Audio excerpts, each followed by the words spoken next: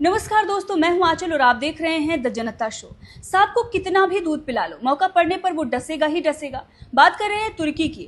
तुर्की में 2023 में बहुत बड़ा भूकंप आया था। वहां से हृदय विदारक तस्वीरें आ रही थी जिसे देखकर कोई भी विचलित हो जाए। प्रधानमंत्री नरेंद्र मोदी भी उन तस्वीरों को देखकर विचलित हो गए। उन्होंने तुर्की की सहायता की, हमारी सेना गई और वहां पर तुर्की के लोगों का बचाव किया। लगातार भारत उसकी सहायता करता रहा जब तक चीजें नॉर्मल नहीं हो। लेकिन अब वही तुर्की ये एहसान भूल गया है।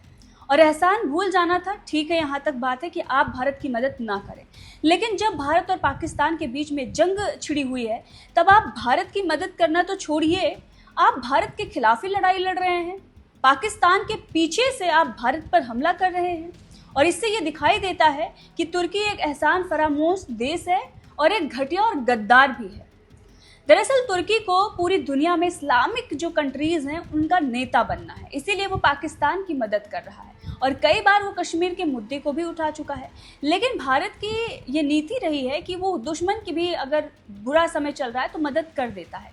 इसीलिए 2023 में भारत ने उसकी मदद की। लेकिन आज वही तुर्की भारत पर अटैक कर रहा है और इसका खुलासा कर्नल सोफिया कुरैशी ने किया है।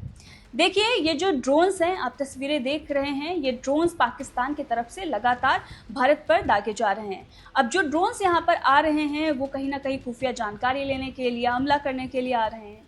अब उसे जो हमारी आर्मी है वो हवा में ही डिस्ट्रॉय कर रही है। जो मलबा है उसकी फॉरेंसिक जांच हो रही है, जिसमें पता ये चल रहा है कि ये ड्रोन तुर्की के थे।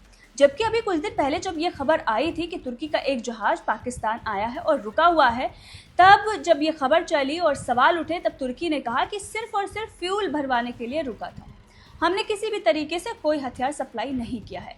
लेकिन अब पता ये चल रहा है कि वो हथियार सप्लाई करने के लिए ही गए थे।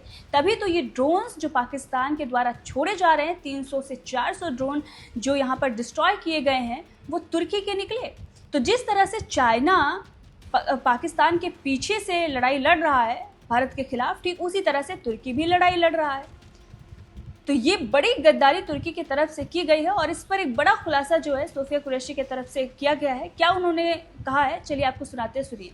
पाकिस्तानी सेना ने नियंत्रण रेखा पर भारी कैलिबर वाले हथियारों से गोलीबारी भी की।